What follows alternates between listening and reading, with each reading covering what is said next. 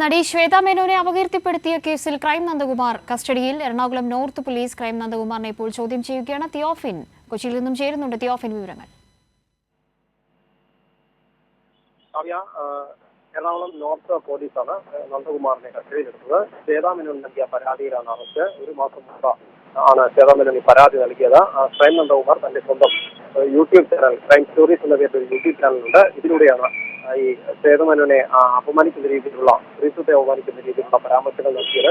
ശ്വേത മേനോൻ നേരത്തെ അഭിനയിച്ച ഒരു പരസ്യത്തിന്റെ പേര് കൂടി പറഞ്ഞുകൊണ്ടായിരുന്നു ഈ അധിക്ഷേപം ഉണ്ടായത്. ഇതിനെ തുടർന്ന് പോലീസിൽ ശ്വേത മേനോൻ നൽകിയ പരാതിയെ തുടർന്ന് നേരത്തെ ഈ വീഡിയോ ഡിലീറ്റ് ചെയ്യണമെന്ന് പോലീസ് നന്ദകുമാറിനോട് ആവശ്യപ്പെട്ടിരുന്നു. ഇത് അനുസരിക്കാത്ത സാഹചര്യത്തിലാണ് പിന്നീട് പോലീസ് അറസ്റ്റിലേക്ക് നീങ്ങിയത്. ഇതിനെ തുടർന്നാണ് പോലീസ് ഇന്ന് അറസ്റ്റ് ചെയ്യുകയും പിന്നീട് മെഡിക്കൽ പരിശോധനയ്ക്ക് ശേഷം ഇപ്പോൾ പോലീസ് സ്റ്റേഷനിലേക്ക് കൊണ്ടുവന്നിട്ടുണ്ട്. വൈകാതെ മജിസ്ട്രേറ്റിന് മുന്നിൽ ഹാജരാക്കും.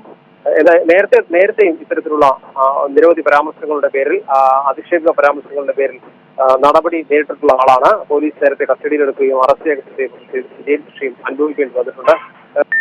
എന്നിട്ടും പല ഭാഗങ്ങളിൽ നിന്നും നിരവധി പ്രമുഖർക്കെതിരെ പല ഇത്തരത്തിൽ അപകീർത്തികരമായ പരാമർശം തന്റെ യൂട്യൂബ് ചാനലിലൂടെ നടത്തുകയും ഇതിൽ പരാതി ഉണ്ടാവുകയും പോലീസ് അറസ്റ്റ് ചെയ്യുകയും ചെയ്തിട്ടുള്ളതാണ്. എന്നിട്ടും ഇത്തരത്തിലുള്ള അല്ലെങ്കിൽ ഈ രീതികൾ അവസാനിപ്പിക്കാതെ വീണ്ടും തുടരുകയാണ്. ഇപ്പോൾ ഉണ്ടായിരിക്കുന്ന അറസ്റ്റ് എന്ന് പറയുന്നത് ഈ വീഡിയോ ഡിലീറ്റ് ചെയ്യണം, തനിക്കെതിരെ നടത്തിയ അപകീർത്തികരമായ പരാമർശം നീക്കം ചെയ്യണമെന്ന് ആവശ്യപ്പെട്ട് അല്ലെങ്കിൽ അതിനെതിരെ ശ്വേത മേനോൻ പോലീസിന് നൽകിയ പരാതിയെ തുടർന്ന് വീഡിയോ ഡിലീറ്റ് ചെയ്ത് അവസാനിപ്പിക്കാവുന്ന ഒരു കാര്യമായിരുന്നു. എന്നാൽ അതിന് നന്ദകുമാർ തയ്യാറാവാത്ത സാഹചര്യത്തിലാണ് പോലീസ് അറസ്റ്റിലേക്ക് നീങ്ങിയത്. IT ആക്ട് പ്രകാരം സ്ത്രീത്വത്തെ അപമാനിച്ചതിനു കൂടിയാണ് അറസ്റ്റ്.